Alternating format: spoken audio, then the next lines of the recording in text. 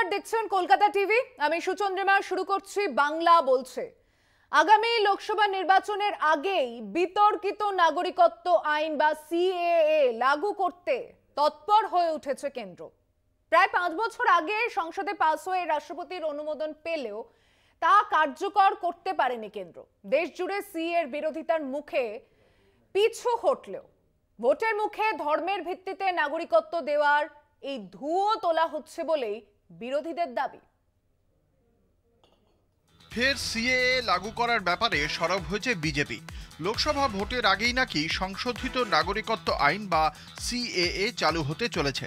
যদিও প্রায় 5 বছর আগে 2019 সালে দ্বিতীয় দফায় ক্ষমতায় বসেই প্রধানমন্ত্রী নরেন্দ্র মোদী নাগরিকত্ব আইন সংশোধন করে তা বস্তুত সংখ্যাধিক্যের জোরে সংসদের 2 কক্ষে পাশ করিয়ে নেয়। রাতারাতি রাষ্ট্রপতির অনুমোদনও মিলে যায়। অতি দ্রুততার সঙ্গে সিএএ পাশ করালেও প্রায় 5 বছর পার হতে চলেছে তা কার্যকর করতে পারেনি কেন্দ্র। নিয়ম অনুসারে বিল আইনে পরিণত হওয়ার 6 মাসের মধ্যে বিধি প্রণয়ন করতে হয়, তবেই তা কার্যকর করা যায়। মেয়াদের মধ্যে না হলে পরবর্তী 6 মাসের জন্য সংসদের অনুমোদন নিয়ে নিতে হয়। এভাবেই বছরের পর বছর বিধি না তৈরি করে আইন লাগু করা নিয়ে রাজনীতি করে চলেছে বিজেপি। পাল্টা বিরোধীরাও দেশে সিএএ লাগু না করার পক্ষে প্রচার আন্দোলন অব্যাহত রেখেছে। বাংলায় মতুয়া সম্প্রদায়ের মন জয়ে সিএএ-কে প্রচারের অস্ত্র করে এসেছে বিজেপি। বাংলার মুখ্যমন্ত্রী মমতা বন্দ্যোপাধ্যায় সাফ জানিয়ে দিয়েছেন, রাজ্যে তিনি সিএএ কার্যকর করতে দেবেন না। We are totally against of this, we oppose this. So we oppose this. It is only they are playing this game because of Gujarat election. But what I said earlier, I stick to it, that election is not that important, politics is not that important, people's life and their right is very important. নাগরিকত্বের প্রশ্নে মতুয়াদের মধ্যে বিভ্রান্তি ছড়িয়ে গত 2021 সালে বিধানসভা ভোটেও প্রচার করেছিল বিজেপি।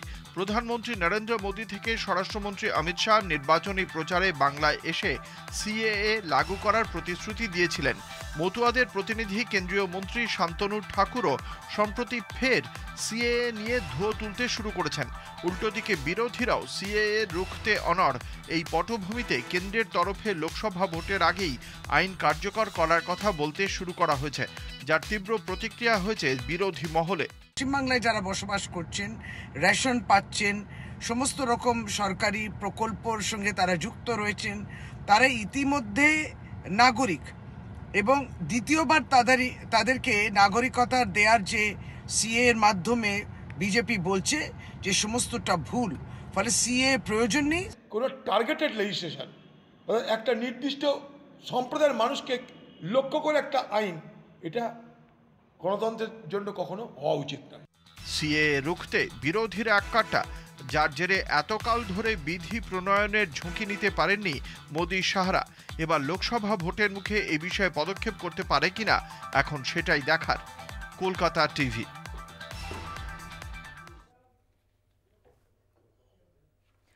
আমি বাংলা বলছিতে আজকে এই বিষয় নিয়ে আলোচনায় আসার আগে এই মুহূর্তের যে বড় খবরের দিকে নজর রাখবো। এসএসকেএম এ বাহিনীর তৎপরতা বৃদ্ধি।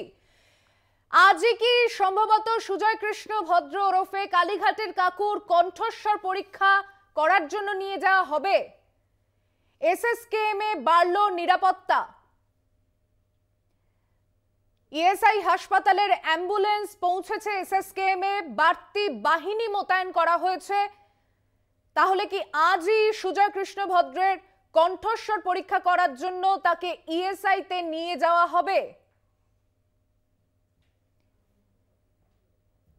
এসএসকেএম এ বাড়ল নিরাপত্তা। ইএসআই হাসপাতালের অ্যাম্বুলেন্স এসে হাজির হয়েছে এসএসকেএম এ, বাড়তি বাহিনী মোতায়েন করা হয়েছে। সুজয় কৃষ্ণ ভদ্রের কণ্ঠস্বর কি আজই তার নমুনা সংগ্রহ করার পরীক্ষা আজই কি করা হবে? সিআরপিএফ এর একাধিক জওয়ান তাদেরকে মোতায়েন করা হয়েছে এসএসকেএম এ। কার্ডিওলজি বিভাগের সামনে অ্যাম্বুলেন্স জোকা ইএসআই তে, সেখান থেকে অ্যাম্বুলেন্স এসেছে কার্ডিওলজি বিভাগের সামনে, সেই অ্যাম্বুলেন্স অপেক্ষা করছে। এসএসকেএম এর নিরাপত্তা বৃদ্ধি করা হয়েছে ইতিমধ্যেই। কেন্দ্রীয় বাহিনী তৎপরতা। আজই কি তাহলে কালীঘাটের কাকু ওরফে সুজয় কৃষ্ণ ভদ্রের কণ্ঠস্বর পরীক্ষার নমুনা সংগ্রহ করা হবে, তার জন্যই কি তাকে এসএসকেএম থেকে ইএসআইতে নিয়ে যাওয়া হবে কিনা এই নিয়ে উঠছে প্রশ্ন। কার্ডিওলজি বিভাগের সামনে অ্যাম্বুলেন্স রাখা হয়েছে। আমি সরাসরি চলে যাচ্ছি আমাদের সঙ্গে, সেখান থেকে রয়েছেন প্রতিনিধি রিয়া মাঝি। রিয়া, নিরাপত্তা যেমন বাড়ানো হয়েছে, অ্যাম্বুলেন্স মজুত রাখা হচ্ছে, এই যে খবর সামনে আসছে কালীঘাটের কাকুর কণ্ঠস্বর পরীক্ষা নিয়ে, এটা কতটা এখনো পর্যন্ত সত্যি বলে মনে হচ্ছে? দেখো সুচিন্দ্রা, তোমাকে জানিয়ে রাখবো যে কালীঘাটের কাকুর যে কণ্ঠস্বর পরীক্ষা সেটা নিয়ে কিন্তু রীতিমতো টানাপোড়েন চলেছে বহু দিন ধরে। এই টানাপোড়েন আমরা দেখি এবং আজকে যেটা দেখা গেছে যে ক্লোজ ডোর হিয়ারিং হয়েছে হাইকোর্টে, সেই ক্লোজ ডোর হিয়ারিং এর পরেই কিন্তু রীতিমতো তৎপর এসএসকেএম এর চত্বরে। কারণ একদিকে যেমন সিআরপিএফ মোতায়েন করা রয়েছে, প্রচুর পরিমাণে সিআরপিএফ মোতায়েন করা রয়েছে, অন্যদিকে ইডির যারা একাধিক আধিকারিকরা, আইও সহ যে একাধিক আধিকারিকরা তারা এসে পৌঁছেছেন এই যে কার্ডিওলজি এমার্জেন্সি এসএসকেএম এর, যেখানে কিনা এই কালীঘাটের কাকু তিনি অ্যাডমিট রয়েছেন, সেই যে এমার্জেন্সি যে বিভাগ কার্ডিওলজি সেখানে এসে পৌঁছেছেন একাধিক আধিকারিকরা। এবং পাশাপাশি তোমাকে জানিয়ে রাখবো যে প্রচুর ফোর্স মোতায়েন করা রয়েছে এখানে। এবং ছাড়াও আমাকে জানাবো যে এর আগেও দেখা কোর্টের জোকা ইএসআইতে নিয়ে যাবে কালীঘাট থেকে ফোর্স মোতায়েন করা ইডির আধিকারিকরা সবাই কিন্তু এসে উপস্থিত হয়েছিল এই এসএসকেএম চত্বরে, সবাই এসে উপস্থিত হয়েছিল, কিন্তু তারপরেও নিয়ে যাওয়া সম্ভব হয়নি। কারণ হচ্ছে নিয়ে যাওয়া সম্ভব হয়নি এখন আমাকে জানা যায় যে এই যে কালীঘাটের কাকু তিনি অসুস্থ হয়ে পড়েছেন এবং তাকে কার্ডিওলজি এমার্জেন্সি আইসিইউ রয়েছে সেখানে তাকে নিয়ে যাওয়া হয়েছে, সেখানে যাওয়া পসিবল হয়নি জোকা ইএসআইতে। এবং তারপরেই কিন্তু যেটা দেখা যায় যে এটা নিয়ে রীতিমতো টানাপোড়েন এবং একটি রিপোর্ট জমা দেওয়া হয়, যেখানে বলা হয় যে জোকা এই যে কালীঘাটের কাকু তার নমুনা নেওয়া অর্থাৎ ভয়েস স্যাম্পল নেওয়া সম্ভব হবে না, কারণ তিনি অসুস্থ, তিনি মানসিকভাবে অসুস্থ, এরকম একাধিক রিপোর্ট জমা পড়ে। এবং তারপরেই যেটা দেখা যায় যে আজকে যে হিয়ারিং ছিল একদম হাইকোর্টে হিয়ারিং, তোমাকে আরো একবার জানিয়ে রাখলাম যে ক্লোজ ডোর যে হিয়ারিং ছিল, যেখানে কিন্তু মিডিয়া অ্যালাউ ছিল না, একদম বিচারপতি অমৃতা সিনহা এবং এই কেসের সঙ্গে যারা যুক্ত লয়ার তারা শুধুমাত্র ছিল ভিতরে। এবং তাদের সঙ্গে যে ক্লোজ ডোর হিয়ারিং হয়েছে এবং সেখানে যে নির্দেশ, সেই নির্দেশের পরেই কিন্তু রীতিমতো তৎপর এই এসএসকেএম চত্বর এবং এই কার্ডিওলজি এমার্জেন্সির সামনে যে ইএসআই এর জোকা ইএসআই এর একটি অ্যাম্বুলেন্স নিয়ে আসা হয়েছে এবং সেখানে কিন্তু অ্যাডভান্স লাইফ সাপোর্টের যে সেই অ্যাম্বুলেন্স নিয়ে আসা হয়েছে এবং অ্যাম্বুলেন্সের সামনে একটি গাড়ি রাখা হয়েছে, যেই গাড়িতে সিআরপিএফ এর যারা জওয়ানরা রয়েছেন তারা থাকবেন। একদম পুরো বলা যায় যে একদম আটোসাটো সিকিউরিটির মধ্যে দিয়ে এই কালীঘাটের কাকুকে নিয়ে যাওয়া হবে। তবে এখনো অব্দি যে চিত্র ধরা পড়ছে সেখানে দেখা যাচ্ছে যে যারা ইডির আধিকারিকরা, আইও সহ যে একাধিক আধিকারিকরা রয়েছেন তারা কিন্তু ভিতরে গিয়েছেন কার্ডিওলজি এমার্জেন্সির ভিতরে। কিরকম আছে কালীঘাটের কাকু, তাকে কি আজকে আদেও নিয়ে যাওয়া সম্ভব হবে নাকি, এই পুরো বিষয়টা কিন্তু এখনো স্পষ্ট নয়। তবে যেমন সিআরপিএফ মোতায়েন করা রয়েছে তেমন অ্যাম্বুলেন্স আধিকারিকরা কিন্তু ইতিমধ্যেই এসে এসএসকেএম এ পৌঁছেছে। অনেক ধন্যবাদ রিয়া। আমরা কথা বলে আমাদের প্রতিনিধি রিয়া মাঝির সঙ্গে পরিস্থিতির দিকে নজর রাখছি। সুজয় কৃষ্ণ ভদ্রের কণ্ঠস্বর পরীক্ষার করার জন্যই কি এই তোড়জোড় এসএসকেএম এ, যেখানে নিরাপত্তা ব্যবস্থা বাড়ানো হয়েছে, মোতায়েন করা হয়েছে একাধিক সিআরপিএফ জওয়ান? আমি চলে আসছি আজকে বাংলা বলছের বিষয় সিএএ। নির্বাচন এলেই ধর্মের ভিত্তিতে এই নাগরিকত্ব দেওয়ার জিগির তুলছে কি কেন্দ্র? বিরোধীরা তো এমনটাই বলছেন। কি বলছেন আমার আজকের প্যানেলিস্টরা, তাদের সঙ্গে আলাপ করি। আমি আলোচনায় আসছি সরাসরি। আমার সঙ্গে তৃণমূল কংগ্রেসের বক্তা রয়েছেন বৈশানর চট্টোপাধ্যায়, স্বাগত জানাচ্ছি আপনাকে। বিজেপির বক্তা রয়েছেন সজল ঘোষ, স্বাগত জানাচ্ছি আপনাকে। কংগ্রেসের বক্তা রয়েছেন অশোক সরকার, স্বাগত জানাচ্ছি আপনাকে। বামেদের তরফে বক্তা রয়েছেন শুভজিৎ সরকার, স্বাগত জানাচ্ছি আপনাকে। আমি শুরুতেই আসছি সজল বাবুর কাছে। সজল বাবু, আজ এই সিএ প্রসঙ্গ ওঠাটা স্বাভাবিক। কিছুদিন আগে অমিত শাহ যখন এখানে সভা করতে এসেছিলেন এবং আপনাদের যে দলীয় বৈঠক হয়েছে তাতেও সিএএ এই ইস্যুটা খুব গুরুত্বপূর্ণ একটা জায়গায় এসেছে এবং সম্ভবত শোনা যাচ্ছিল যে মার্চ মাসের মধ্যে এই নিয়ে হয়তো কার্যকরী একটা ভূমিকা নেওয়ার জন্য একটা রূপরেখা তৈরি হতে পারে। প্রথম কথা বলি যে দেখুন, নিশ্চয়ই করবো ওটা, আমরা ওটা থেকে 1%ও সরে আসবো না। আমরা আমাদের ইশতেহারে যা যা বলেছিলাম দেখে নিন, রাম মন্দির থেকে শুরু করে 370 ধারা অবধি যা যা বলা হয়েছিল সবই হয়েছে, এটাও হবে। কিন্তু এই যে এখনই আপনারা সিএ চাষ শুরু করে দিয়েছেন, ভোটটা অনেকটা দেরি আছে, হ্যাঁ, ভোট এলেই আপনারা এই সিএ চাষ ধর্মের ভিত্তিতে এই যে কথাগুলো বলেন, হ্যাঁ, সেগুলো না বললেই পারেন। কারণ আজ যেটা নিয়ে আলোচনা হচ্ছে কোথাও কোনো তথ্য নির্ভর নয় যে কাল থেকে সিএ হবে, মার্চ মাসে সিএ হবে, ফেব্রুয়ারি মাসে সিএ হবে, কোনোভাবেই এরম কোনো কথা মন্ত্রক থেকে, কোনো জায়গা থেকে, সরকারি কোনো দপ্তর থেকে আসেনি। আপনারা একটা মন গড়া সূত্র হচ্ছে এমন একটা জিনিস যেটা হলেও হলো, না হলেও হলো, আমি তো বলিনি, সূত্র বলেছে, আপনারা সেরকম একটা জিনিস বাজারে ভাসিয়েছেন। কিন্তু আবারও বলি যে হ্যাঁ, আমরা এটা করতে বদ্ধপরিকর।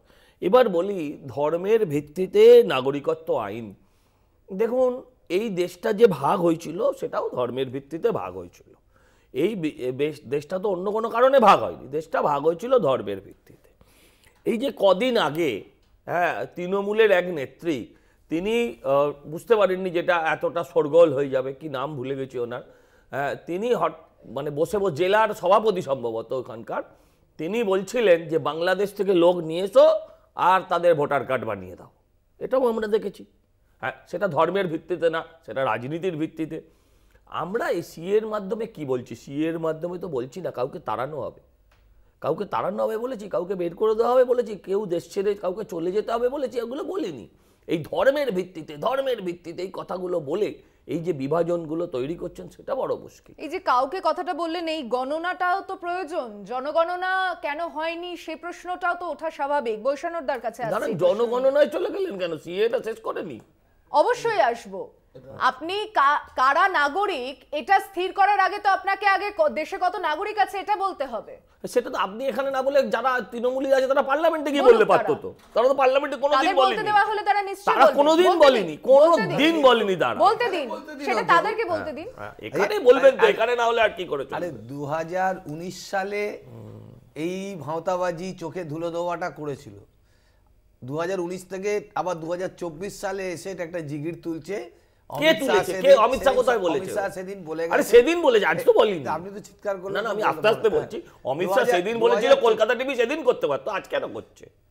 অমিত শাহ সেদিন মিটিং এ এসে বললেন। সেদিনটা কবে বলো? 2024, এই তো 26 তারিখ। আজকে এত দেরিতে করছে। সেটা কলকাতা টিভিতে আমরা সেদিনকেও অনুষ্ঠান করেছিলাম। আজও যদি করি, আপনার যদি ব্যক্তিগতভাবে খারাপ লাগে সেটা আমাদের অসুবিধা না। আমার কোনো খারাপ লাগে না, বেশ ভালো লাগছে আপনাদের। আমি বলছি এখানে মমতা বন্দ্যোপাধ্যায় যেটা স্পষ্ট করে বলেছেন যে এই রাজ্যে সিএএ কার্যকর করা যাবে না, কারণ আমরা মনে করি এই দেশে যারা নাগরিক, যারা এখানে মমতাদি আইন, তুমি তো আইনের লোক দাদা। আচ্ছা বলতে দাও না না, আমি একটা তোমায় প্রশ্ন করছি, সেন্ট্রাল গভর্নমেন্ট একটা আইন আনবে, মমতাদি বললো করতে দেবো না, এরকম কি করা যায়? আমি জানতে চাই। একটা গভর্নমেন্ট না দাদা, তুমি মমতাদির মতো বলো না, তুমি শিক্ষিত লোক, তুমি গভর্নমেন্ট বলো।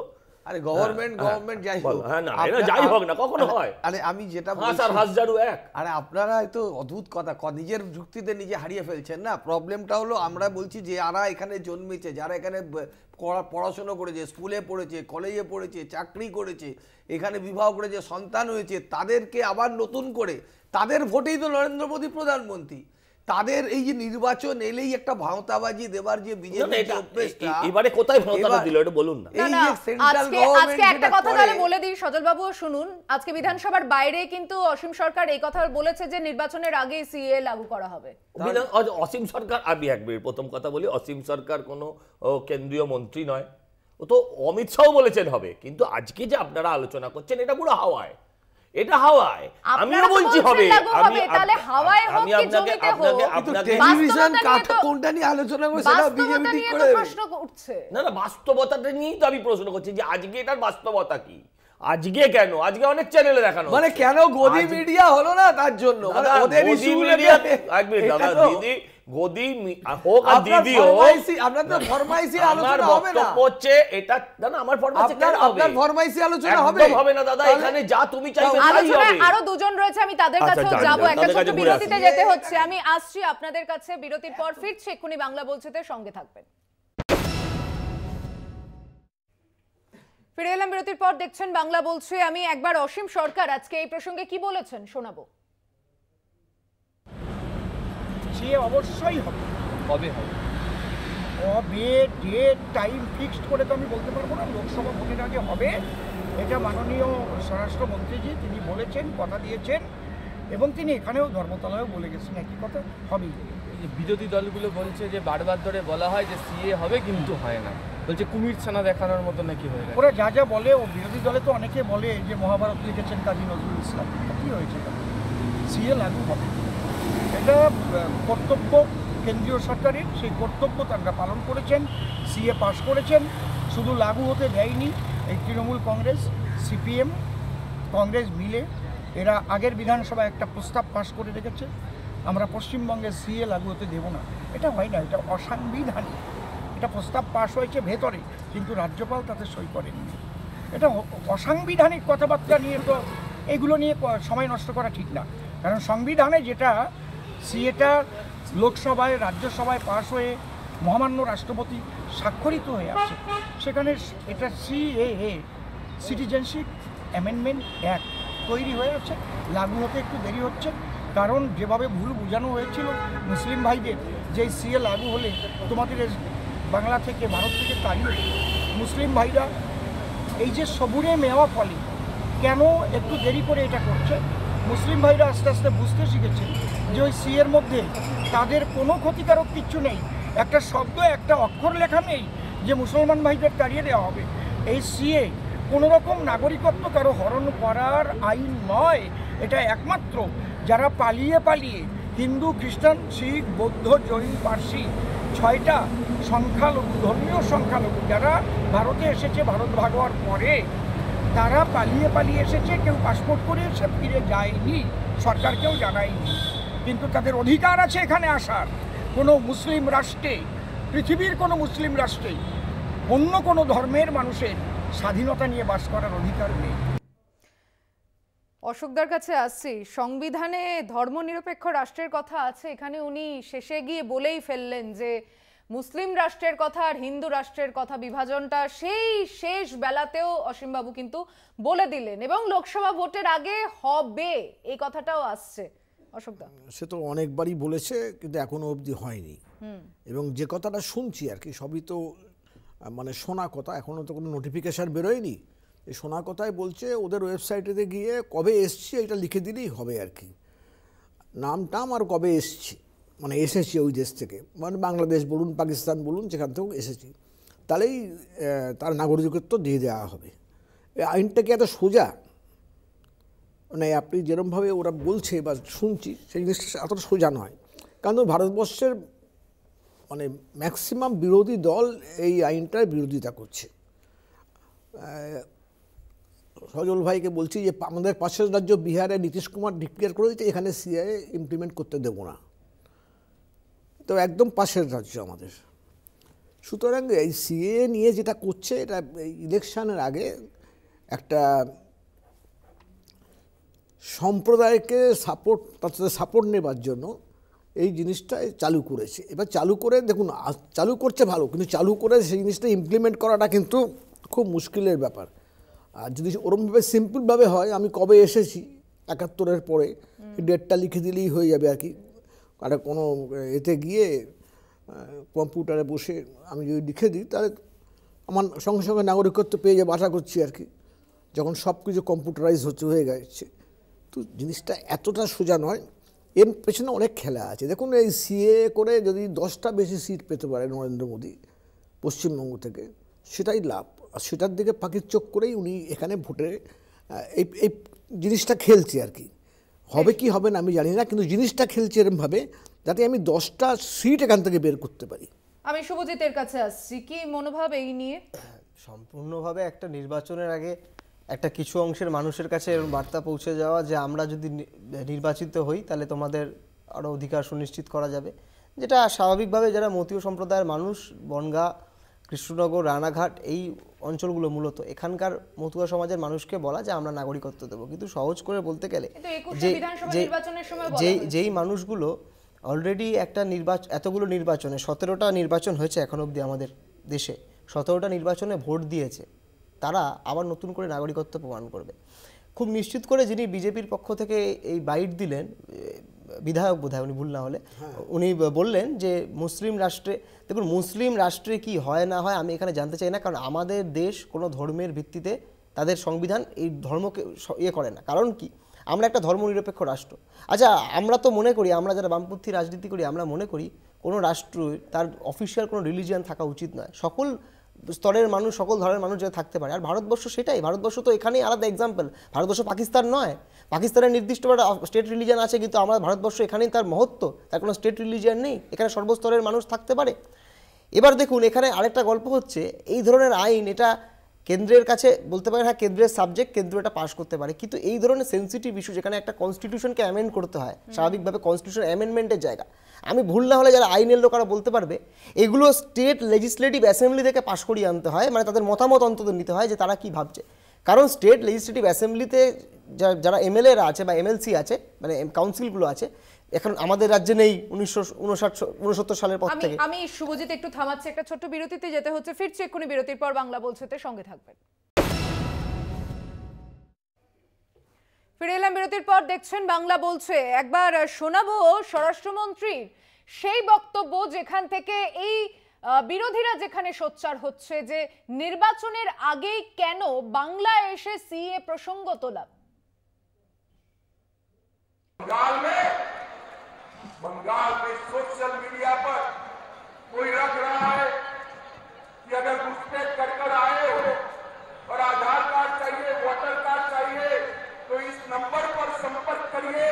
बंगाल पुलिस चुप।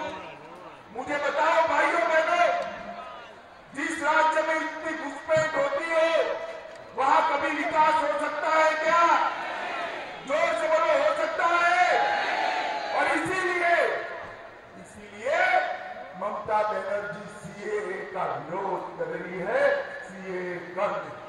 मगर मैं आज इस सभा में कह कर जाता हूं, ममता दीदी, सीएए देश का कानून है, इसको कोई रोक नहीं सकता और हम सीएए को लागू करते हैं। সজলদা, আপনাদের দুটো টার্মে দেশের সরকার, এখানেও অনেক আপনারা বলার কথা বলেছিলেন, আসছি আমি সেখানে।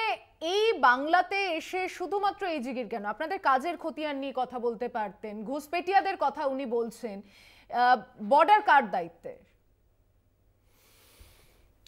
প্রথম আমি আপনাকে যেটা বলার সেটা বলি, সেটা হচ্ছে যে দেখুন, আমাকে অনেকগুলো প্রশ্ন করা হয়েছে, আগে সেগুলোর উত্তর দিয়ে নিই, তারপর আপনার একটু সময় দেবেন, আপনারটাই পুরোটা বলবো। এরা আগে এই আমাদের যারা বিজেপি বিরোধী তারা বলতেন কটাক্ষ করে, মন্দির ওহি বানায়েঙ্গে লেকিন ডেট নেই বাতায়েঙ্গে। এখন ডেট বাতিয়ে দেওয়া হয়েছে। হ্যাঁ, সবাই সামনে সামনে যাবে না বলছে, বলছে নির্বাচনের পরে যাব। হ্যাঁ, মমতাদি বলছেন এখানে এসব হবে না। আবার আমি এক্ষুনি শুনলাম নীতিশ কুমারও বলেছেন এখানে এগুলো হবে না।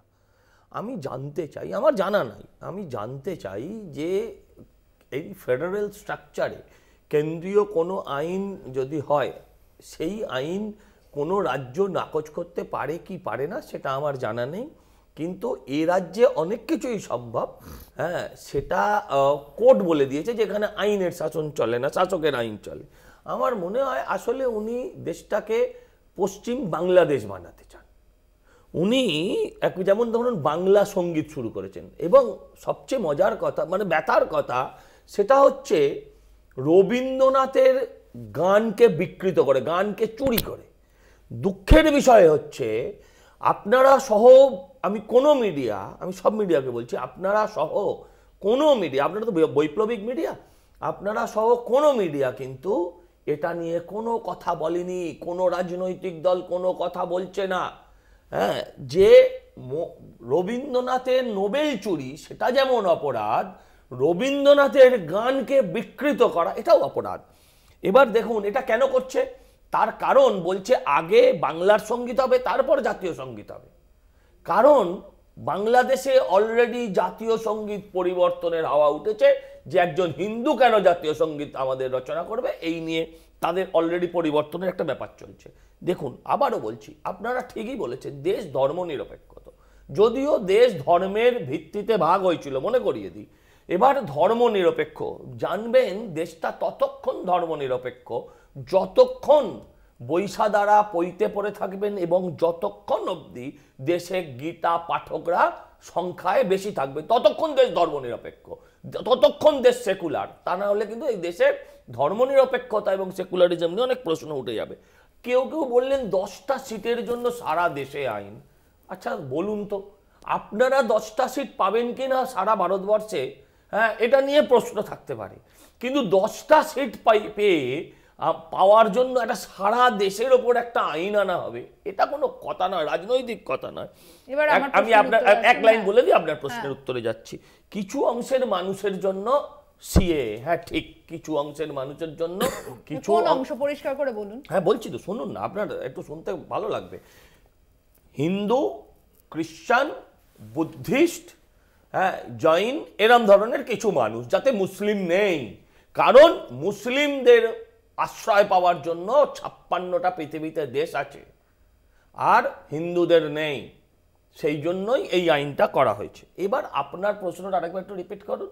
অবশ্যই আপনাদের এই কথাগুলো বলেই আপনারা নির্বাচনে আবারও একটা প্রচার, অবশ্যই কি প্রশ্নটা বলুন, আপনি প্রশ্নটাই ভুলে গেছেন। সিএ নিয়ে কেন এই বাংলায় এসে কথা বলতে হয়? আপনাদের দুটো টার্মের সরকারের আপনারা উন্নতির কথা বলতেন, বিকাশের কথা বলতেন। আমরা সারাদিন উন্নয়নের কথা বলি, সারাদিন বিকাশের কথা বলি। হ্যাঁ এই যে আজকে ডিজিটাল ইন্ডিয়া, ম্যাডাম আপনার মোবাইলে নেই ডিজিটাল ইন্ডিয়ার প্রভাব? আজকে এই ডিজিটাল ইন্ডিয়া যখন করার কথা হয়েছিল তখন তারা বলেছিল ভারতবর্ষ প্রিপেয়ার্ড নয়। আজকে এই ডিজিটাল ইন্ডিয়া আপনি সারা ভারতবর্ষ ঘুরলে দেখতে পাবেন। আজকে আপনি মনে করুন, আজকে ধরুন এই যে হাইওয়ে, ন্যাশনাল হাইওয়ে, উন্নয়ন নয়, এই যে আজকে কতগুলো একটা দেশের যখন সরকার আসে, সরকার বলে যে আমি এত কিলোমিটার রাস্তা বানিয়েছি, আমি এতগুলো এয়ারপোর্ট বানিয়েছি, আমি এতগুলো হসপিটাল বানিয়েছি, যদিও এই রাজ্যের সরকারের ওয়েবসাইটে আছে 8000 স্কুল বন্ধ করেছি। আপনি বলুন যে তার মধ্যে দিয়ে, এবারে আপনারা বলবেন বছরে 2 কোটি চাকরি, না, বছরে 2 কোটি চাকরির কথা বলা হয়নি, বছরে 2 কোটি কর্মসংস্থানের কথা বলা হয়েছে। ম্যাডাম আপনি আমায় বলুন তো, আজকে আপনি মোবাইল, আপনাদের নীতি অনুযায়ী 1 মিনিট, সেটাই আমি বলতে যাচ্ছিলাম যে বিরোধীদের বলার জায়গাটাও দিতে হবে, বলতে দিন, বিরোধীদের বলার জায়গাটাও দিতে হবে। আমি তৃণমূল কংগ্রেসের বক্তার কাছে আসছি। এই যে আইনটা নিয়ে উনি প্রশ্ন তুললেন, আপনি পেশা একজন আইনজীবী, আমি আইনের অংশটা বৈষ্ণবদার থেকে জানতে চাইছি। আমি যে সিটিজেন অ্যামেন্ডমেন্ট একটা যেটা করা হয়েছে সেটার বিরুদ্ধে ভারতবর্ষের অনেক অঙ্গরাজ্য সরকার মনে করেছে যে এই আইনটা আমাদের রাজ্যে বলবৎ করব না, যেটা সরকারের অধিকারের মধ্যে পড়ে, 1 নম্বর। দ্বিতীয়ত উনি বললেন এত কথা যে ধর্মের ভিত্তিতে আমাদের দেশের কাজ করতে গেলে ধর্মনিরপেক্ষ কথাটাকে উনি একটু ডাইসি করার চেষ্টা করছেন। আমাদের দেশের সংবিধান কিন্তু ধর্মনিরপেক্ষতার কথা বলেছে এবং বহুত্ববাদের কথা বলেছে। এবার বহুত্ববাদকেই যদি আঘাত করা হয়, আমাদের দেশে হিন্দু, মুসলিম, খ্রিস্টান, জৈন সকলের সমান অধিকার আছে। আপনি যদি ভারতবর্ষের এই উদারতাটাকে, ভারতবর্ষের এই ধর্মনিরপেক্ষতাটাকে, ভারতবর্ষের লিবারালিজম আর সেকুলারিজমের উপর আপনি আপনার পলিটিক্যাল এজেন্ডাকে ফুলফিল করার জন্য বারে বারে আপনারা বলেন যে আমাদের দেশটাকে আপনারা একটা বিশেষ ধর্মকে প্রায়োরিটি দেবেন, এইখানেই তো ভারতবর্ষের মানুষের যারা কালচারালি ডেভেলপ তাদের অবজেকশন আছে। বাংলার মানুষ, আপনি বাঙালিদের বদনাম করার জন্য, বাংলাকে ছোট করার জন্য অনেক রকম চেষ্টা করছেন। উনি এসে এখানে বদনাম করার জন্য আমরা চেষ্টা, নিশ্চয়ই নিশ্চিত। আপনি তো এখানে ভারত, আপনি তো জানেন, একটা মেয়ে যখন রাস্তায় নেড়া হয় আপনি বাঙালি বদনাম হয়। আপনি একটা আমায় বলতে দিন, আপনাদের সব নেতারা যখন জেলে যায় তখন বাঙালি বদনাম হয়। বাহ বাহ বাহ, রবীন্দ্রনাথের গান চুরি করে নিলেন, বাঙালি বদনাম হলো। বাহ বাহ বাহ বাহ বাহ বাহ বাহ। আপনারা তো জাতীয় শিক্ষানীতির যে ভাষা তালিকা করেছেন, ধ্রুপদী ভাষা, বাংলা ভাষা আপনারা বাদ দিয়েছেন, এটা কেন্দ্রীয় সরকার জেনে রাখুন। আর আপনারা জানেন না যে আপনাদের দলের যারা সভাপতি, সর্বভারতীয় সভাপতি, তিনি রবীন্দ্রনাথের জন্মস্থান বলে দিলেন শান্তিনিকেতনে। আপনাদের যোগ্যতাটা কি আমরা বলুন? দিলীপ ঘোষ বলে যে সহজ পাঠ, ঈশ্বরচন্দ্র নাড্ডা বলেছেন কিছুই হবে না। আপনারা বাঙালি বিরোধী, আপনারা বাংলা বিরোধী, বাঙালি বিরোধী। হ্যাঁ বিজেপি বাংলা বাঙালি বিরোধী, বাংলায়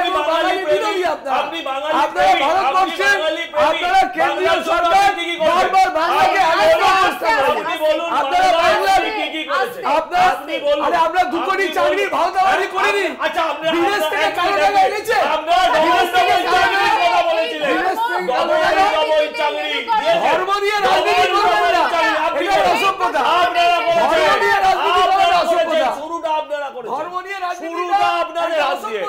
ইমাম ভাতা, মুয়াজ্জিন ভাতা আপনাদের হাত দিয়ে। আস্তে আস্তে আস্তে আমি আসছি। আবার এই ইমাম ভাতাটা ভারতের আস্তে পরম্পরা। সজল বাবু আস্তে, আমি একটা ছোট বিরতি নিয়ে ফিরছি এক্ষুনি আবারও আলোচনায়, সঙ্গে থাকবেন বাংলা বলছেতে। ফিরে এলাম বিরতির পর, দেখছেন বাংলা বলছে, আমি সুচন্দ্রিমা রয়েছি আপনার সঙ্গে। আমি অশোকদার কাছে আসছি। এই যে হিন্দুত্ব নিয়ে, সফট হিন্দুত্ব নিয়ে কংগ্রেসের দিকে খোঁচা আসছে, তার মধ্যে সোনিয়া গান্ধীর রাম মন্দিরের উদ্বোধনে যাওয়ার প্রসঙ্গ উঠছে। সুতরাং ইন্ডিয়া জোট হিসাবে বিরোধীদের এই যে বিজেপি বিরোধিতা, তার মধ্যে হিন্দুত্বের এজেন্ডা কি থাকবে? আপনাদের আহ্বায়ক এখনো পর্যন্ত স্থির করা হয়নি, যদিও ভার্চুয়ালি এই বৈঠক সামনে আসছে, তাতে স্থির করা হতে পারে একটা সম্ভাবনা দেখা যাচ্ছে। কিন্তু হিন্দুত্বকে ঠেকানোর জন্য আপনাদের এজেন্ডা এখনো পর্যন্ত ক্লিয়ার নয়। হিন্দুত্ব ঠেকানোর জন্য কোনো আমরা ইন্ডিয়া জোট বা কেউ কোনো ঠেকা নেয়নি। হিন্দুত্বকে ঠেকাবে কি করে? আর হিন্দু তো কোনো ধর্ম নয়। না না, আমার হিন্দুত্বের প্রচারটাকে, আরে হিন্দুত্বের প্রচার ওরা করলে হবে নাকি? আজকে আপনারা তো বলতে পারছেন না যে এই এনআরসি এর জন্য আসামের 16 লাখের মধ্যে 12 লাখ হিন্দু তারা নাগরিকত্ব হারিয়েছে। এটা তো সবাই দেখেছে। তাহলে সবাই দেখেছে, সেটা আবার বলুন, মনে করিয়ে দিন, মাথায় আঘাত দিন, যাতে সে মনে রাখতে পারে 12 লাখ কিন্তু হিন্দুই ওখানে নাগরিক থেকে সব সুবিধা থেকে বঞ্চিত হয়েছে। না ভোট দিতে পারে, না স্কুলে ভর্তি হতে পারে, না চাকরি করতে পারে। 12 লাখ লোক ভোট দিতে পারে না? না, আসামে পারে না। ভুল বলছেন। না, ভুল বলছি না, 16 লাখের মধ্যে 12 লাখ পারে না। হওয়ার পর মানে যখন নাকি ডিটেনশন ক্যাম্পে যাওয়ার কথা হলো, মানে আরেকটা কথা বলে রাখছি, যে একটু কথাটা ঘুরিয়ে বললেন, 2 কোটি চাকরি নরেন্দ্র মোদী এখানে দাঁড়িয়ে বলেছিলেন। আমি ধরে নিচ্ছি উনি বলেছেন যে 2 কোটি চাকরির সুযোগ করে দেবে। যেমন এখানকার মমতা ব্যানার্জি বলেছে চপ ভাজো, উনি বলেছেন পাকোড়া ভাজো। হিন্দিতে পাকোড়া বলে, এখানে চপ বলে। আরে হ্যাঁ, তা নয়। আপনি এখন ফোনটা টিপুন, আপনার স্কুটারে একটা এসে যাবে, আপনাকে বাড়ি ছেড়ে দিয়ে আসবে 50 টাকায়। এইটা হচ্ছে যে সিস্টেমটা, তাতে আমি ডিজিটাল ইন্ডিয়ার কথা বলিনি। আপনি ওটা ডিজিটাল ইন্ডিয়া নয়, আপনি ওটা ডিজিটাল আপনাকে আরেকটা কথা বলে দিচ্ছি। এআই এসে, আপনি শুনুন না, এআই এসে নতুন যে সফটওয়্যার লঞ্চ হয়েছে এআই, তারপরে আর্টিফিশিয়াল ইন্টেলিজেন্স, তার এসে অলরেডি মানে ইন্ডিয়াতে বোধহয় 55,000 লোকের চাকরি চলে গেছে। কে বলছে আপনাকে? এটা কে বলেছে? আরে এটা কোথায় পেলেন? এসব তথ্য আপনাদের দেয় কে? এগুলো ডেভেলপ করতে আরো 5.5 লক্ষ নতুন ভ্যাকেন্সি তৈরি হবে। কি বলেন আপনি? আপনি পুরনো আপনার সফটওয়্যার আপডেট নেই। ওই তৃণমূলে একটা এমপি এমএলএ বলেছেন ওইটা সফটওয়্যার আপডেটের সঙ্গে এর কোনো সম্পর্ক নেই। তৃণমূলে একজন এমএলএ, কি নাম জানো লোকটা বলেছে, তৃণমূলের কে কি বলেছে তার দায়িত্ব আমি নিতে চাই না। এবারে দেখুন, এই যে জিনিসটা হলো গিয়ে, আপনি 5 বছর আগে আইনটা পাস করিয়েছেন, তার ইমপ্লিমেন্ট করছেন ইলেকশনের আগে এসে। এটা হই হচ্ছে সারাদিকে হবে, চোখে ধুলো। হ্যাঁ, এবারে দিল্লির রাস্তা তো দেখেছে, কলকাতার রাস্তা দেখেছে, সিএনআরসির প্রতিবাদ হবে। প্রতিবাদ আপনি ওই প্রতিবাদটাকে সমর্থন করছেন? যে প্রতিবাদটা হয়েছিল ট্রেন জ্বালিয়ে, বাস জ্বালিয়ে, যে প্রতিবাদে অনুরাগ ঠাকুর বলেছে মার সালে গুড়ি কো। দেশের মানুষ আরেকবার বলুন, দেশের মানুষ নয়, দেশের একটা সম্প্রদায়ের মানুষকে দিয়ে করানো হয়েছিল। না, ভুল তথ্য বলবেন না, আপনি ভুল তথ্য বলবেন না, আপনি ভুল তথ্য বলবেন না, আপনি ভুল তথ্য বলবেন না, আপনি ভুল তথ্য দেবেন না। সজলের টুকরে টুকরে গ্যাং কারা বলেছিল তাহলে? আমরা বলি দেশের মানুষ বলে। দেশের মানুষ কাদেরকে বলেছে? যারা টুকরে টুকরে করতে চায় দেশকে, তাদেরকে। আরে ভারতকে টুকরো করা সোজা? হ্যাঁ, সোজা টুকরো করবে। আরে আপনাদের যে এখন আপনার দলে ঢুকেছে সেই তো গিয়েছিল কি ভারত তেরে টুকরে হোঙ্গে ইনশাআল্লাহ, ইনশাআল্লাহ ভুলে গেছেন? ওই কি নাম বলুন, আগে সিপিআই ছিল, এখন আপনাদের দলে গেছে। হ্যাঁ, শুভজিতের কাছে ভুলে গেছে। আমি একটু সময় নিই, কারণ অনেকগুলো বক্তব্য আছে এখানে বলার। দেখুন, প্রথম কথা হচ্ছে, এই ধরনের আইনকে আপনাকে যখন বাস্তবিকভাবে রূপ দিতে হয়, এক্ষেত্রে আপনাকে সেন্সাস তৈরি করতে হয়। যেরকম নাকি ধরুন বিহারে রিসেন্ট টাইমসে একটা কাস্ট সেন্সাস হয়েছে। এই কাস্ট সেন্সাসের মাধ্যমে দেখা গেছে যে কত সংখ্যক মানুষ আসলে ওবিসি। যেটা আমাদের ফান্ডামেন্টাল কথা যে কারা জেনারেল, কারা এসসি, কারা এসসি, কত ওবিসি, এই যে একটা সাধারণ একটা জ্ঞান, যা সাধারণ একটা ধারণা, এই সেন্সাসটা অবধি করা হয়নি এখন অবধি। আপনারা এখানে তৃণমূল সরকার এখানে বলছে যে তারা এনআরসি এনপিআর সি এর বিরুদ্ধে তারা যদি হয়ে থাকে মানসিকভাবে আমরা খুশি হব, কিন্তু আমি যদি একটু ইতিহাসটা দেখি দেখা যায় 2019 সালে যখন নাকি এই সিএবি থেকে সিএ হয় এ সময় দাঁড়িয়ে আমরাও দেখতে পাই যে পশ্চিমবাংলার মাটিতে নিউ টাউন রাজারহাট অঞ্চলে এনপিআর এর জন্য জমি দেওয়া হয়েছিল। আমরা দেখেছিলাম 2005 সালে যখন নাকি মমতা বন্দ্যোপাধ্যায় উনি পার্লামেন্টে এমপি ছিলেন সে সময় দাঁড়িয়ে উনি কিন্তু এনআরসির পক্ষে সওয়াল করেছিলেন।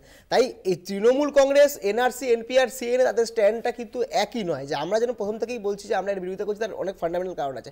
আমি অবশ্যই চাইবো যে তৃণমূল কেন বিজেপির একটা অংশ তারা এই ধরনের আইনের বিরুদ্ধে কথা বলুক, কিন্তু তারা স্বাভাবিকভাবে কেউ বলছে কেউ বলছে না, যেটা অন্য বিষয়। কিন্তু এই রাজ্যে যখন বিরোধিতা হচ্ছে আপনারা কি এক সারিতে রয়েছেন? আজকের প্রশ্ন মানে কার সঙ্গে থাকবো? মানে আমরা তো প্রথম দিন থেকে এনআরসি এনপিআর সি এর বিরুদ্ধে আছি। যারা এনআরসি এনপিআর সি এর বিরুদ্ধে থাকবে সে যদি বিজেপির লোক হয়ে থাকে থাকবে, অসুবিধা কিছু নেই। আমরা এটার ফান্ডামেন্টাল বিরুদ্ধে, সেটার কথা আমি বিস্তরে বলেছি। আমার যেটা 2 নম্বর কথা, খুব গুরুত্ব ইম্পর্টেন্ট জায়গা, সেটা দেখুন আজকে একটা কথা এখানে উঠে আসছে বারবার যে ভারতবর্ষের ধর্ম, ভারতবর্ষের ধর্মীয় কি বলে কথা উঠলো যে ব্রাহ্মণের পৈতে থাকলে তবেই সুরক্ষিত থাকবে, গীতা থাকলে। প্রথম কথা হচ্ছে আমাদের দেশে যেমন মন্দিরে ঘন্টা বাজাটাও আমাদের কাছে থাকবে একটা সংস্কৃতি, ঠিক তেমনই আমাদের দেশের সংস্কৃতি আমাদের যে আজান, সেই আজানগুলো বাজাটাও একটা সংস্কৃতি। এই যে আজান এবং মন্দিরের ঘন্টার যে মিলন, যে মিশ্রণ, এটাই ভারতবর্ষের সংস্কৃতি। এখানে যদি কেউ এসে মন্দির ভাঙতে আসে সেও অপরাধী, আর যদি কেউ মসজিদ ভাঙতে যাও সেও অপরাধী। আমি অন্তত মনে করি যে অন্য কেউ কি বলে না কেন। যদি বলো তোমার পারমিশন চাই, বলো। হ্যাঁ, এটা তুমি মনে করো বলে তুমি রেকটিফিকেশন দিচ্ছ, অন্য কে কি মনে করে তুমি জানো না। সুজিত একটা কথা বলো তো, ঠিক বলেছো, আমার বাংলার আমার দেশের নিয়ম হচ্ছে মন্দিরের ঘন্টা আর আজানের শব্দ মিলেমিশে একাকার হবে, আমি বিশ্বাস করি সেটা। তুমি বলো তো ধর্মনিরপেক্ষতা মানে তোমার দলে কি? বিকাশ ভট্টাচার্য আর মোহাম্মদ সেলিম পাশাপাশি দাঁড়িয়ে সুবোধ সরকারকে নিয়ে গরুর মাংস খাওয়াটা ধর্মনিরপেক্ষতার প্রমাণ। ধর্মনিরপেক্ষতা যদি দেখাতে হতো তাহলে ওখানে গরু শুয়োর মেকে খেতে হতো।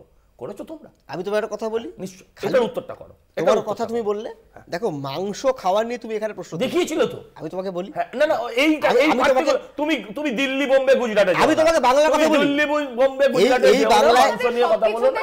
দাদা দাদা আমি তাহলে প্রশ্ন তুলতে, দাদা আমি আমাকে বলুন ধর্মতলায় মাংস খাওয়ার দরকার নাকি ছিল? আমি বলছি না না না আমি তোমাকে বলছি কার কি মাংস। মোহাম্মদ সেলিম আজকে বক্তব্য রেখেছেন এই বিষয় নিয়ে, একবার চালাতে দর্শকরা শুনবে।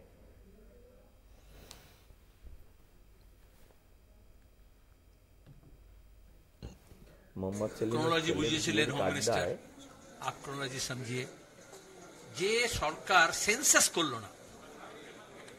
1871 থেকে প্রত্যেক 10 বছর অন্তর সেন্সাস হয়, এবং সেন্সাস হয়নি তখন যখন বিশ্বযুদ্ধ হয়েছে, সেন্সাস হয়নি তখন যখন আসামে মিলিটেন্সি ছিল বা কাশ্মীরে বা পাঞ্জাবে মিলিটেন্সি ছিল, সেই সব রাজ্যে হয়নি, কিন্তু গোটা দেশ হয়েছে, পরে সেখানে সাপ্লিমেন্টারি হয়েছে।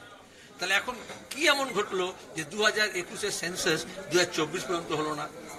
সেন্সাস তো করা হয় জনগণনা, তাহলে জনগণকে বাদ দিয়ে এখন বলা হচ্ছে নাগরিক। আমাদের দেশের সংবিধানে জনগণকে সবার উপরে রাখা হয়েছে। সংবিধানে প্রথমে বলা হয়েছে we the people of India, বলা হয়নি we the citizens of India. আর জনগণনা মানে হচ্ছে জন, আমাদের জাতীয় সঙ্গীতের প্রথম শব্দ হচ্ছে জনগণমন।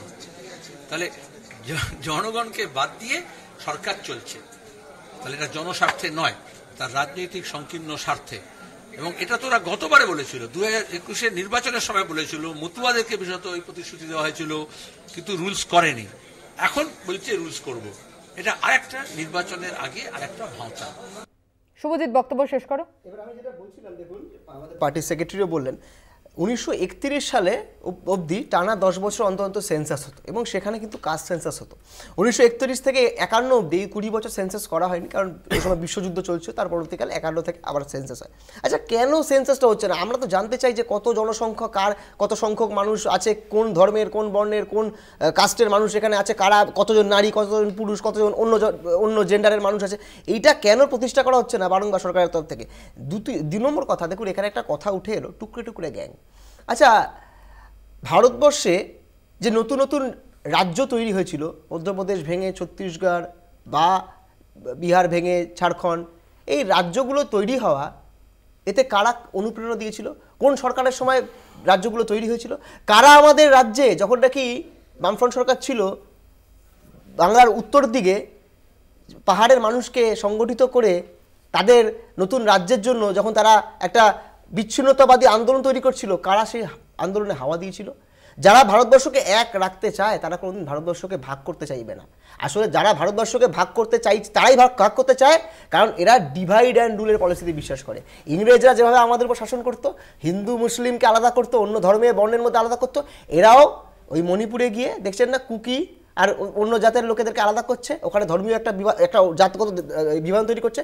ঠিক এভাবেই এরা বিভিন্ন আইডেন্টিটিকে কাজে লাগিয়ে মানুষকে বিভাজিত করতে হয়। আমরা যারা বামপন্থী রাজনীতি করি, আমরা মনে করি ভারতবর্ষ এক, ভারতবর্ষের যে বৈচিত্র্যের মধ্যে ঐক্য, বিভিন্ন ধরনের মানুষ তারা এক সত্তা, ভারতবর্ষের সত্তা নিয়ে তারা বাস করে, আর এটা অটুট থাকবে। অনেকগুলো প্রসঙ্গ উঠেছে, আমি আসবো পরের আলোচনার পর্বে। এই একটা ছোট্ট বিরতিতে যেতে হচ্ছে, বিরতির পর ফিরছে এক্ষুনি বাংলা বলছে, সঙ্গে থাকবেন।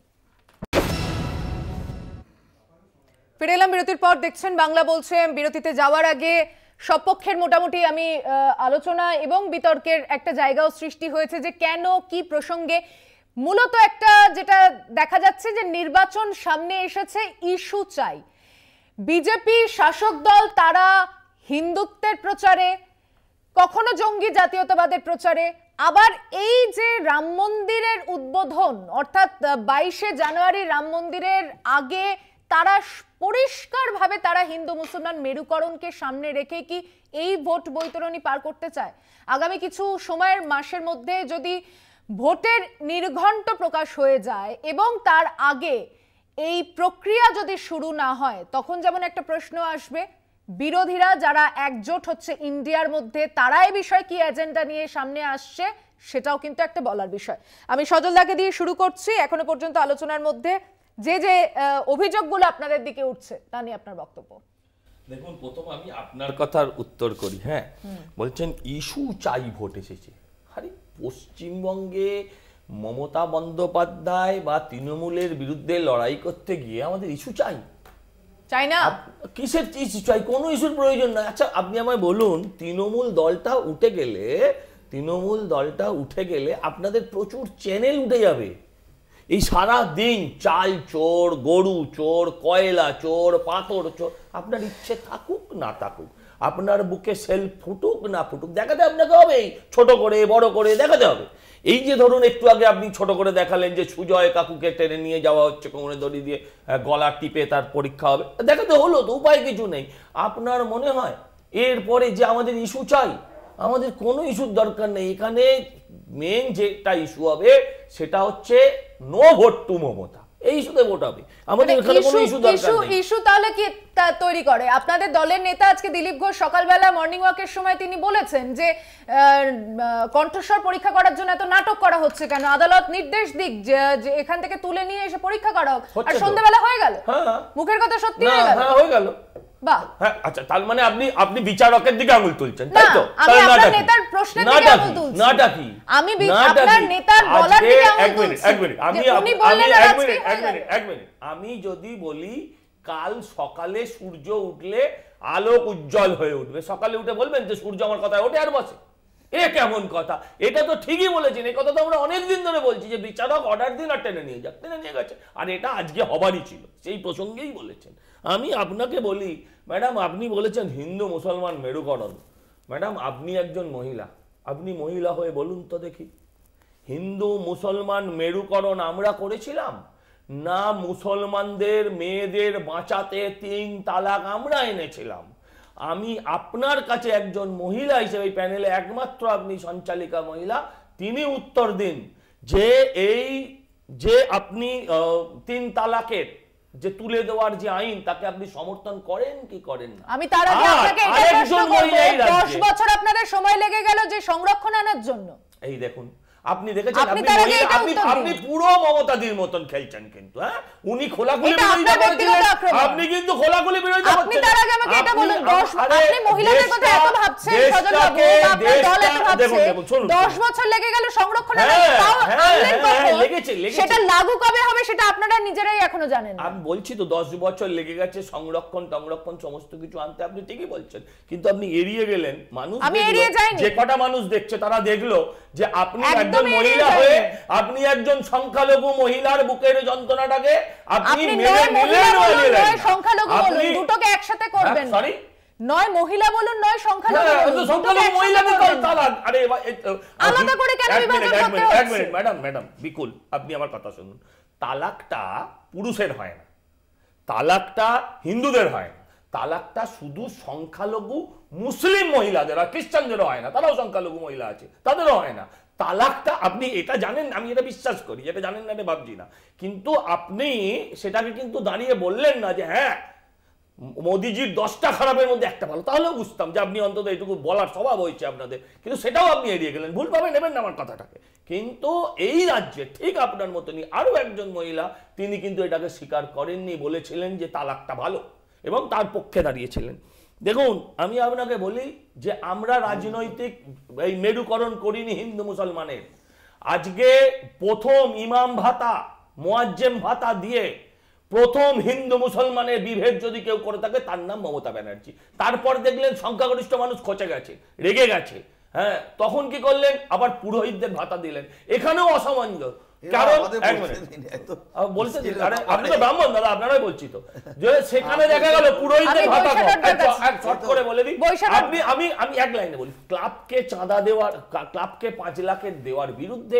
একজন হিন্দু হয়ে বিজেপি হয়ে আমি বলছি দুর্গাপুজোকেও 70,000 টাকা করে দেওয়ার আমরা বিরুদ্ধে কারণ সরকারি টাকা এইভাবে নয়ছয় করা যায় হয়েছে আর এগুলো করেই উনি ধর্মীয় মেরুকরণ আশা করি হয়েছে ইস্যুগুলো হয়েছে শেষ করতে তার বলবো আমি বলছি যে আজকে কাগজে একটা বড় খবর আছে কোন কাগজে 60% আমি কাগজের নাম তো এখানে বলতে পারি না 60% বুথে বিজেপির কোনো সংগঠন নেই তোমরা যখন ক্ষমতা এসেছিল তোমাদের ছিল না সিপিএম যখন ক্ষমতা এসেছিল সিপিএম বলতে দিন সিপিএম আমি মনে করিয়ে দিচ্ছি সিপিএম যখন ক্ষমতা এসেছিল তাদেরও ছিল না আর তৃণমূল যখন ক্ষমতা এসেছিল তাদেরও ছিল না দাদা অদ্ভুত তাদেরও ছিল না আপনাদের বলতে দিন জেলেও আমাদের শতাংশ খুব কম জেলেও আমাদের শতাংশ নেই 60% জেলে আপনার এখানে সংগঠন নেই আপনার মনে আছে গতবারে অমিত শাহ এসে বলেছিল আপকি পার 200 কি পার আপকি পার 242 এবার মমতা 42 হয়ে গেছে আরে মমতা জিলই মনে পড়ে সন্ধ্যেবেলা জিল পার ছাড়া কি মনে করতে পারে একটা দল যখন ধর্মের ভিত্তিতে দেশের যে ঐক্য যে জাতীয় সংগতি যা সম্প্রীতি এটার উপরে কুঠারাঘাত করছে বারবার উত্তর প্রদেশে একজন মুসলিমকেও দেখা যাবে মেরে রেপ করে তাকে গায়ে আগুন দিয়ে মেরে ফেলেছেন আপনি আপনার বাবাকে খুন করেছেন আপনি 14 বছর মেয়েটার কথা বলছেন না না 14 বছরের ওই মেয়েটা যাকে মুখ্যমন্ত্রী বলেছিলেন যেই মেয়ে গুজরাটে বিলকিস বেগমকে কারা মারা করে দাদা শিখিয়ে দিচ্ছি বিলকিস বানু আরে ওই যাই হোক শোনো না আপনি একজন মহিলাকে শোনো না এইটাই বলে মারা পড়ে শোনো না গুজরাটে যারা রেপ করেছে এই 14 বছরের মেয়েটাকে আপনাদের লজ্জা পাওয়া উচিত জ্যান্ত লজ্জা তারপরে লজ্জা বলেছে এই মেয়েটা প্রেগন্যান্ট ছিল আপনাদের লজ্জা বলে আমরা লজ্জা আপনার মেয়ের বয়স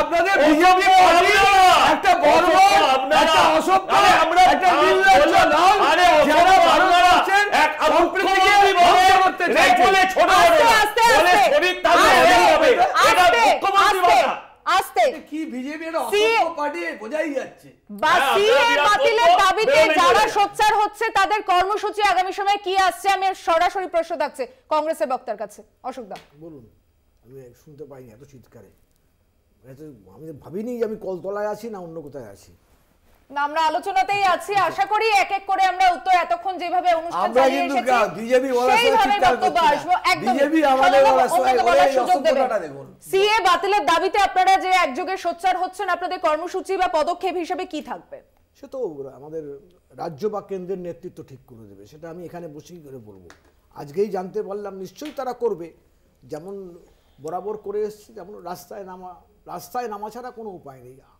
কোর্ট আদালত তো আছেই, কিন্তু এখন কোর্ট আদালতে যে কোনো আন্দোলন দেখি কোর্টে চলে যাচ্ছে, মানে আন্দোলনে নেই কোর্টে আছি।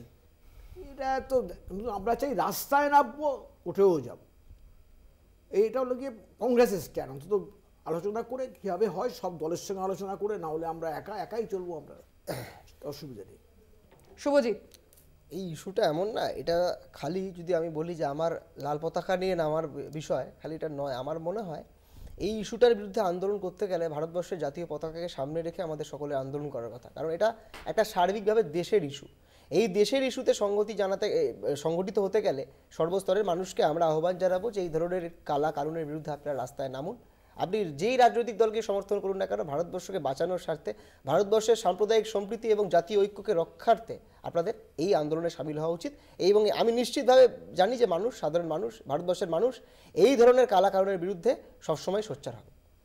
আমি একবার দর্শকরা যদি দেখেন এই যে ছবি যে সময় করা হয়েছিল, যেভাবে আক্রমণ হয়েছিল এবং যেভাবে মারপিট করার একটা পরিস্থিতিও তৈরি হয়েছিল, সাধারণ মানুষ যারা হাতে সংবিধান নিয়ে রাস্তায় নেমেছিল, স্বাধীনতা পরবর্তী সময় এই ধরনের আন্দোলনের ছবি দেখা যায়নি।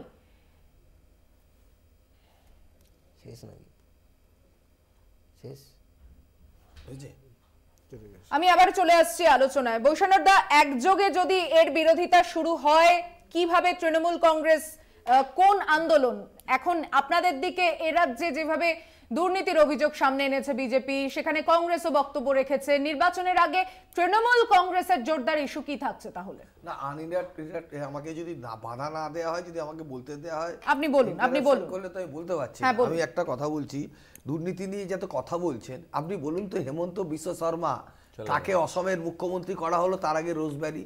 শুভেন্দু অধিকারী হাতে করে টাকা নিল, বিজেপি পার্টি অফিস থেকে দেখিয়েছে, আজকে তাকে বিরোধী দলনেতা। আজকে অজিত পাওয়ার, তাকে দিল্লির উপমুখ্যমন্ত্রী করা, যাকে জেলে ঢোকানোর কথা বলেছিল প্রধানমন্ত্রী, সে আজকে অর্থমন্ত্রী। আজকে নারায়ণ রানে, রেড্ডির ব্রাদার্স। তাহলে বিজেপি নীরব মোদী, ললিত মোদী, মেহুল চোস্কি, বিজয় মালিয়াদের পক্ষে থাকবে, দেশের ব্যাংকের টাকা লুট করিয়ে দেবে, দেশের সম্পদ বিক্রি করে দেবে, দেশের অর্থনীতিকে পঙ্গু করে দেবে, 60 বছরের সর্বোচ্চ বেকার সংখ্যা করবে।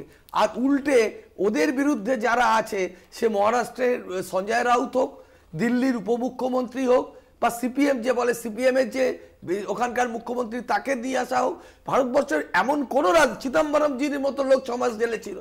বিজেপি পার্টি যদি মনে করে যে বিজেপি বিরোধিতা করলেই তাকে কেন্দ্রীয় এজেন্সিকে দিয়ে তাকে হেনস্থা করা হবে, তাকে জেল খাটানো হবে, এই তো আজকেও কেজরিওয়ালজিকে সমন পাঠানো হয়েছে। তাহলে সবকিছুই হচ্ছে ইলেকশনকে কেন্দ্র করে। এই সিএএ ধর্মের যে ভিত্তিতে রাজনীতি করাটা, এটাও কিন্তু 5 বছর লেগে গেল। এই সরকার থাকাই উচিত না অমিত শাহ। নরেন্দ্র যদি একটা আইনের রুল ফ্রেম করতে 5 বছর লেগে যায়, ইলেকশন আসলেই সিএএ এর জিগির তুলবে, আবার ইলেকশন চলে যাবে, আবার এটা ইস্যু চলে যাবে। আমি আপনাকে বারবার বলছি, আর জুমলাবাজি করে তো বারবার হয় না। আপনি এবারে দেখে নেবেন 1:1 লড়াই হলে কি অবস্থা হয়, আপনি দেখতে পাবেন। সজলদার কাছে আসছি, কোথাও কর্মের কথা আপনি যদি এবার বলতে পারেন প্রসঙ্গ। আমি আসছি আপনার কাছে, তবে আমি একটুখানি এসএসকেএম এর দিকে নজর রাখবো।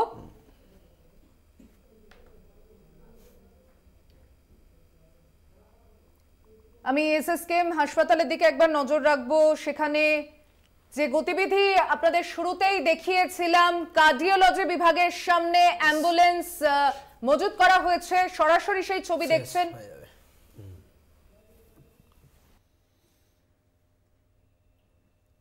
সুজয় কৃষ্ণ ভদ্র, কালীঘাটের কাকু, তার কণ্ঠস্বর পরীক্ষা করার জন্য তাকে কি বার করা হচ্ছে। ইএসআই হাসপাতালের অ্যাম্বুলেন্সও এসে হাজির হয়েছে এসএসকেএম এ, ইডি আধিকারিকরা উপস্থিত রয়েছেন। আজই কি সুজয় কৃষ্ণের কণ্ঠস্বর পরীক্ষার জন্য তাকে নিয়ে যাওয়া হবে এসএসকেএম থেকে? এই ছবি আপনারা সরাসরি দেখতে পাচ্ছেন।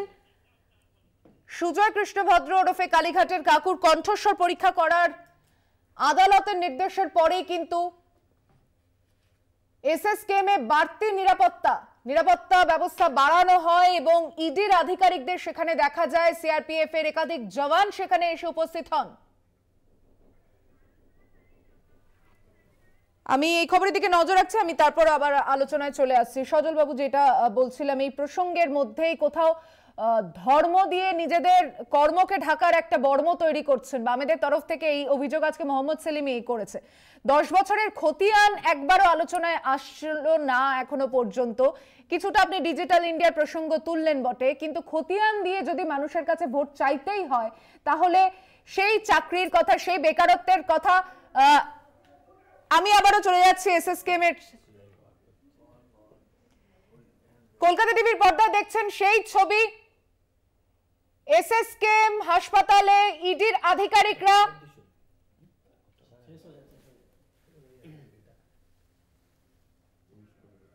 সরাসরি সেই ছবি দেখছেন। এসএসকেএম হাসপাতালের ইএসআই হাসপাতালের অ্যাম্বুলেন্স মজুত করা হয়েছে কার্ডিওলজি বিভাগের সামনে। কালীঘাটের কাকু ওরফে সুজয় কৃষ্ণ ভদ্র, তার কণ্ঠস্বর পরীক্ষার জন্য নিয়ে যাওয়া হচ্ছে তাকে ইএসআই তে। সরাসরি দেখছেন সেই ছবি।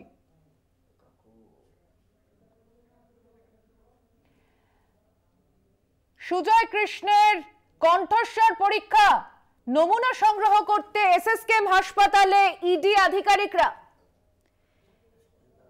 এসএসকেএম থেকে বার করা হচ্ছে সুজয় কৃষ্ণ বাবুকে, সেখান থেকে তাকে ইএসআই, জোকা ইএসআই তে নিয়ে যাওয়া হবে। তার কণ্ঠস্বরের নমুনা সংগ্রহ করা হবে, পরীক্ষা হবে আজই।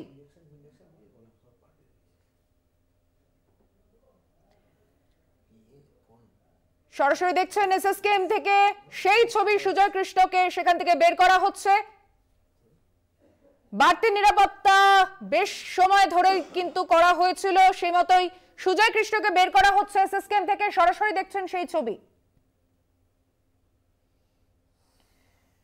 হুইল চেয়ারে বসিয়ে গায়ে শাল জড়ানো সুজয় কৃষ্ণ ভদ্র,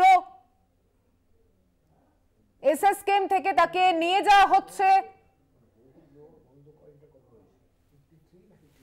আজ আদালতে রুদ্ধদ্বার যে শুনানি চলে তাতে ইডির অধিকর্তা থেকে শুরু করে কণ্ঠস্বর নমুনা সংগ্রহে অভিজ্ঞতা সম্পন্ন ইএসআই হাসপাতালের চিকিৎসকও শুনানিতে উপস্থিত ছিলেন। তদন্তকারীদের গতিবিধি দেখেই আজ মনে করা হচ্ছিল, এবং সেটাই দেখা যাচ্ছে। এসএসকেএম এ সুজয় কৃষ্ণ ভদ্রকে বের করা হচ্ছে সেখান থেকে।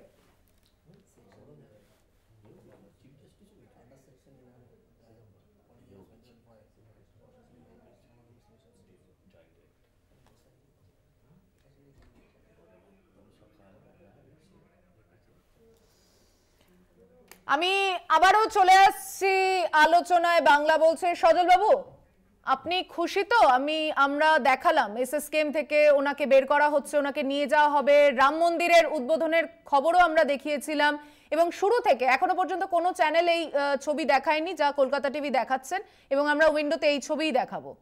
আমি খুব দ্বিচারিতার কথা বলবেন না তো এরপর থেকে? খুব খুশি হলাম যে আপনারা দেখাতে বাধ্য হচ্ছেন, দেখাচ্ছেন। আর দেখাবেন না তো দেখাবেনটা কি, আছেটা কি? আপনি যদি আজকে সুদীপকে দেখান তাহলে তাপস রায়কে দেখাতে হবে, আর যদি এদের দুজনকে না দেখেন তাহলে আপনি দেখাবেন কুণাল ঘোষকে দেখাতে হবে। কি জ্বালা আপনাদের! আমরা গতকাল এই নিয়ে অনুষ্ঠানও করেছি। কোন জায়গায় ব্যথা সেটা আমি বুঝি, কিন্তু আমি এটার মধ্যে যাচ্ছি না। দেখুন, আপনারা বললেন উন্নয়ন নিয়ে কথা বলিনি। আরে কে বলছে? আরে উন্নয়ন শুধু পৃথিবীর বুকে নয়, চন্দ্রপৃষ্ঠে দিয়ে এসছি আমরা উন্নয়নের চাপ। কি বলছেন আপনি? আপনি উন্নয়নের কথা বলছেন, রাম মন্দির ব্যাপারটা ইটসেলফ উন্নয়ন। আপনি গিয়ে দেখুন সেই রাজ্যে আজকে জমির দাম কোথায় দাঁড়িয়েছে। আপনি বলছিলেন হিন্দু মুসলমান, আপনি গিয়ে দেখুন ওইখানে ধাবা থেকে শুরু করে, চটি থেকে শুরু করে, হোটেল থেকে শুরু করে যারা করছেন তারা কারা? তারা সব ইসলামিক সম্প্রদায়, তাদের তুলে ভেঙে উঠিয়ে দেওয়া হয়নি। কিন্তু কি এগুলো আপনাদের প্রচার। কি হোটেল, সেখানে কি খাবার পাওয়া যায়? নিরামিষ।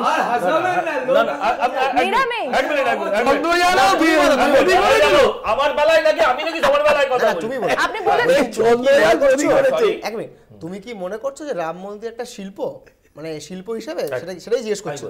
রাম মন্দির ধর্ম যেমন আছে, রাম এই ধরনের ধর্মীয় জায়গাগুলোয় হ্যাঁ জানবে ওই আমরা পর্যটন শিল্প যেটা হয় না, পর্যটন একটা শিল্প, সেই শিল্প হবে, একদম হবে।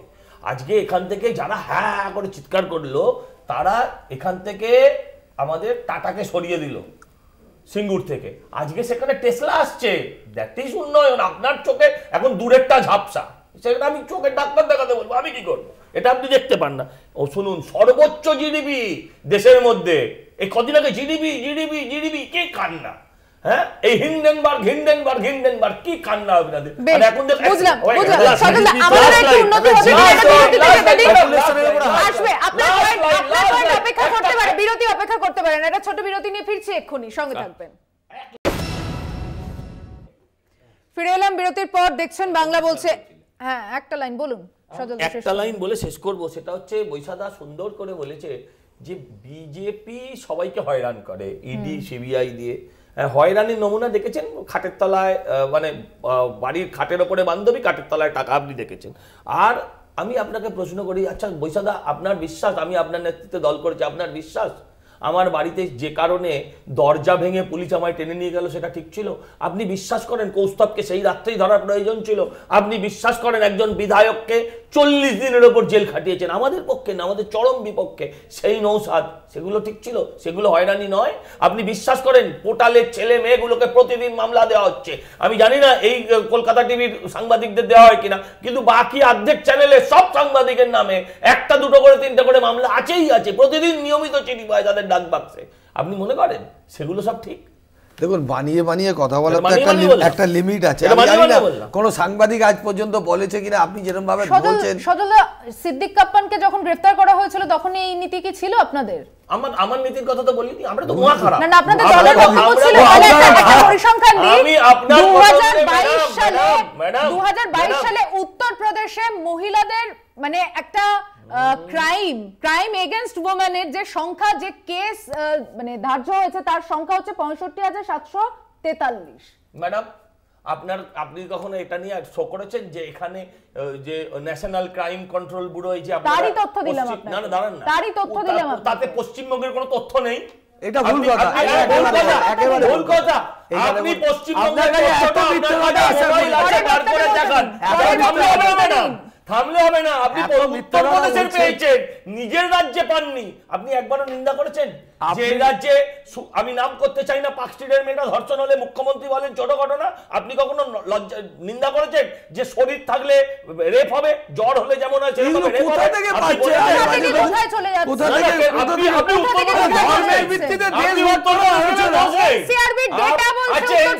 পশ্চিমবঙ্গের ডেটা বলুন, এই ভালো কথা বলছেন, ভেরি গুড, পরের বার বলবেন, মানুষ দেখবে। পরের বক্তাকে বলতে দিন, না আপনি তুলেছেন প্রশ্ন, আপনাকে দিতে হবে। পশ্চিমবঙ্গের ডেটাটা বলুন। অবশ্যই দেব।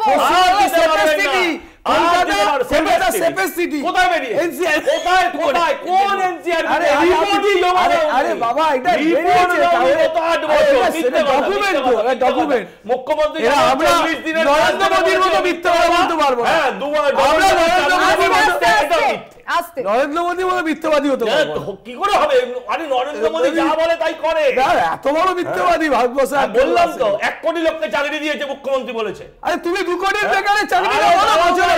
আরে দিয়েছি চাকরি নয়, একটা ভালো টাকা এনেছো, ভালো টাকা বিদেশ থেকে কত কোটি টাকা এসেছে সেটা কিছু মিথ্যাবাদী, একেবারে মিথ্যাবাদী, যা মিথ্যাবাদী। আবার বললাম এটা মিথ্যা কথা, বলতেই পারেন। আরে ব্ল্যাক মানি আপনি আনতে পারেন না। আরে ব্ল্যাক মানি আবার হোয়াইট মানি কি? টাকা এসেছে বলুন। আমার ব্যাংক অ্যাকাউন্টে 4 লাখ টাকা ঢুকেছে আজকে।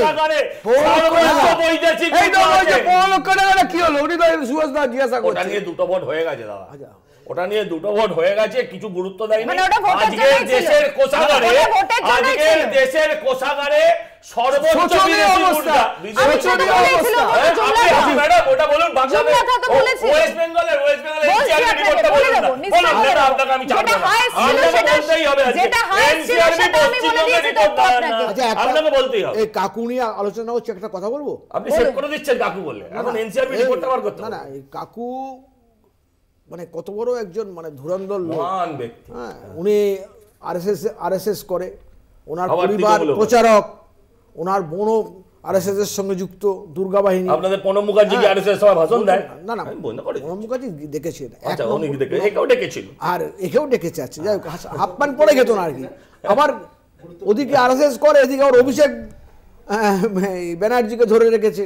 মানে কত ধুরন্ধর জিনিস, এবং অভিষেক বাবু ঠিক বেছে বেছে এমন এমন লোককে নিয়েছে যে যাতে ওনার কারবারটা ভালোভাবে চলে। না আমি এটা প্রমাণিত হলো, কবে যাবে এটা বৈশা থাকে, এটা কিচ্ছু হবে না, আমি বলছি তো, আপনি কিচ্ছু পাবেন না, শিওর একদম আপনি নিশ্চিন্ত থাকুন, আপনি চিন্তা করবেন না, মোহনদার ফোন আসবে, সব ঠিক হয়ে যাবে। মালিককে কেউ হাত দিতে পারবে না। এবার দেখো ওই তো হয়ে গেল, লাস্ট সিন ক্লাইম্যাক্সে চলে এসেছে। আরে ক্লাইম্যাক্স আসবে, এই ইস্যুতে অর্ডার এক হয়ে গেলেন, ইস্যুটা ছিল অন্য, আলোচনার ইস্যু পাল্টে যাচ্ছে। তুমি এত হতাশায় ভুগছো না না, আমি কোনো হতাশায় না, ধর্ম নিয়ে রাজনীতির না ইস্যু ছিল। আরে সিএএ নিয়ে আলোচনা ছিল, একদম সোজা গলাটা টিপবে কালীঘাটের। আরে সিটিজেন অ্যামেন্ডমেন্ট অ্যাক্ট থেকে চলে গেলেন, আপনি সিএএটা নিয়ে উত্তর দিতে পারলেন না, এখন ইস্যু চেঞ্জ করে অন্য জায়গায়। আমরা 11.7% গ্র্যাজুয়েট এন্ড অ্যাবভ এসএসকেএম থেকে ইএসআই তে নিয়ে যাওয়া হচ্ছে সুজয় কৃষ্ণকে, এবং সেখানে তার কণ্ঠস্বর পরীক্ষার জন্য তাকে নিয়ে যাওয়া হচ্ছে। সরাসরি সেই ছবি আপনারা দেখতে পাচ্ছেন কলকাতা টিভির পর্দায়। আপাতত আপনাদের চারজনকে ধন্যবাদ দিতে হচ্ছে আজকের আলোচনায় আসার জন্য। ধন্যবাদ এতক্ষণ যারা আমাদের সঙ্গে টেলিভিশনের ওপারে ছিলেন। এই খবরের দিকে আমরা নজর রাখছি, তবে বাংলা বলছে আপাতত এখানে শেষ করছি। দেখছেন কলকাতা টিভি, রাত দিন 7 দিন।